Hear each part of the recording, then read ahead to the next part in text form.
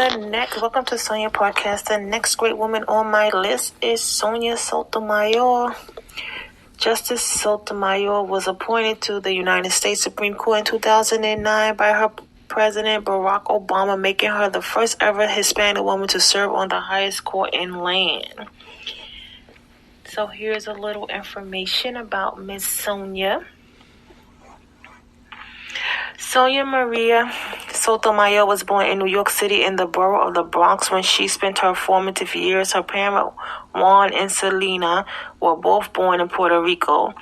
Juan was a factory worker, Selena a nurse. When Sonia was 3, shortly after the birth of her brother Juan, the family moved from a small apartment in the South Bronx to the Bronxdale home, a public housing project. From kindergarten through 8th grade, Sonia Sotomayor attended the Blessed Sacramental Parish School. Life at home was difficult as strained finances and friction between her parents were aggravated by her father's worsened alcoholism.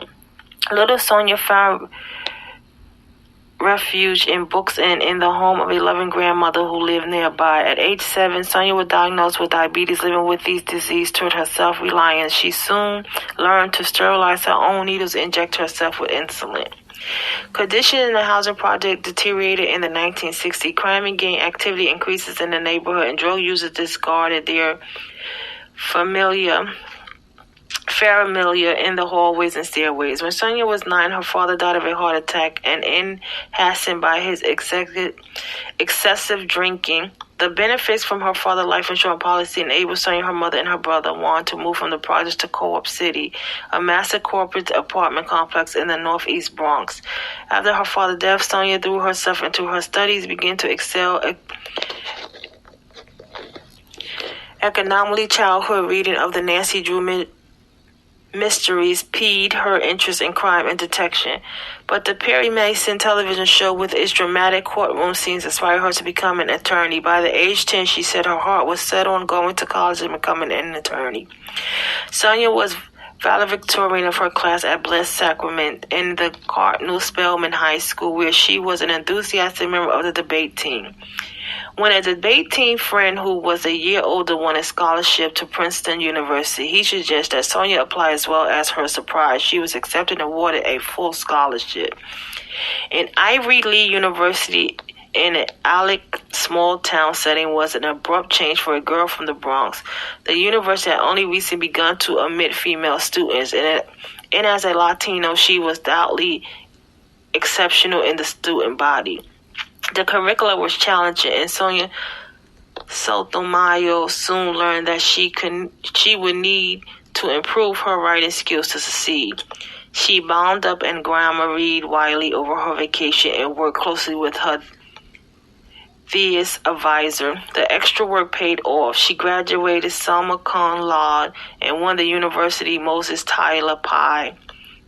The highest honor Princeton award is ungraduated. She was offered a scholarship to Yale Law in the summer between graduating from Princeton and entering Yale Law School. Sotomayor married her high school boyfriend Kevin Noon.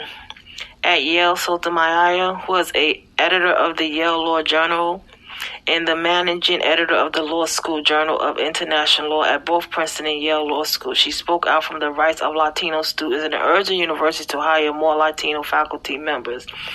When she graduated from Yale in 1979, she joined the Office of New York District Attorney as an assistant district attorney. She spent nearly every workday of the next 5 years in the courtroom, prosecuting dozens of cases of murder, robbery, child abuse, drug trafficking, police misconduct, and fraud. Although her boss, longtime district attorney Robert, praised her as a fearless and effectively prosecutor, Sonia eventually found the endless procession of violence and crime demoralizing. The long hours in court at the DA office had taken a toll on her marriage as well. In 1983, she and Kevin, also as attorneys, ended their marriage as amicable terms. The following year, Sonia left the DA office to pursue private practice. In 1984, she joined the law firm in Perry and Harcourt as an association. Her extensive courtroom experience had prepared her well to litigate civil cases in her years with the firm she acquired.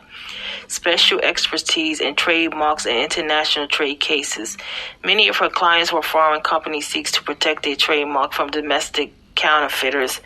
Sonia often accompanied the police in their raids on sellers of counterfeit merchandise. On one occasion, pursuing a suspect on a motorcycle. Within 4 years, Sonia had become a partner of the firm. During these years, she also served as the board of the Puerto Rican Legal Defense and Educational Fund, the State of New York Mortgage Agency, and the New York City Campaign Finance Board. One of her partners, David, urged her to apply for an appointment as a federal judge. At 36, Sonia believed she was too young to be considered serious for a judicial appointment, but her partner kept pushing her, and she finally applied. And after an interview with New York U.S. Senator David Patrick, he recommended her to President George H.W. Bush, who appointed her to serve as judge on the U.S. District Court for the Southern District of New York. Over the next 6 years, she presided over roughly 450 cases, among other matters. She was asked to rule on the dispute between Major League Baseball and the player union, a conflict that had caused the cancellation of the 1994 World Series. After a strike lasting 232 days, Sonia ruled in the players' favor, ending the strike an hour before the 1995 season was about to begin. Her decision brought her national attention as the judge who saved baseball. In 1997, President Bill Clinton nominated Sonia for the U.S. Court of Appeals for the Second Circuit.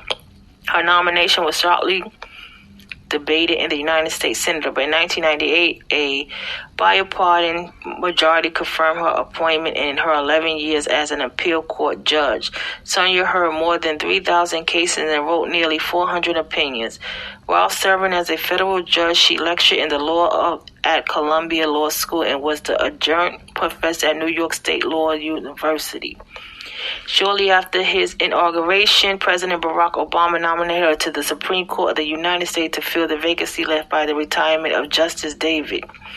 After a closely watched hearing before the Senate Judiciary Committee, Sonia's appointment was confirmed by the United States Senate by the vote of 68 to 31. She was the third woman and the first person of Latin American descent to join the court in its 220 years history. Journalists who covered the court typically group her with the liberal bloc of justice, voting to allow gay marriage and uphold the Affordable Care Act, but she has pursued an independent course, placing the principle of the Constitution and the Bills of Rights ahead of any partisan consideration. As she has the Court of Appeals, she continued to earn a reputation for tough and detailed questions of attorney presenting oral argument to the court. In 2013, her autobiography, My Beloved World, received excellent reviews and became a bestseller in both English and Spanish language edition. The Bronxdale homes where she lived as a child has been renamed in her honor and has a multi-building public school complex in Los Angeles. She remained an inspiration to all young Americans who feel marginalized or excluded in American society. She continued to speak out in favor of diversity in higher education, as in 2017 speech at the University of Michigan, where she affirmed her belief that until we get quality in education, we won't have an equal society. That is another wonderful woman. She's wonderful. She's a great, great, great woman. I'd like to thank you for listening to Sonia Podcast. Please give a 5-star review on Speaker Spotify. Listen to podcast. Please come here at sv76675@gmail.com. You can follow me at SONDI9795 Instagram, Sonia, Twitter, Facebook, YouTube, Pinterest. Go to my website, http://wordpresses.com. Follow my son Sounds on Instagram. We have an on Spotify, Apple. Miss Carr, she have her own affirmation, TJVUCLAIN. Book called Black Girl on Orange King Flex on SoundCloud. And Female Reform, they have a venture store in New York. And have a blessed night.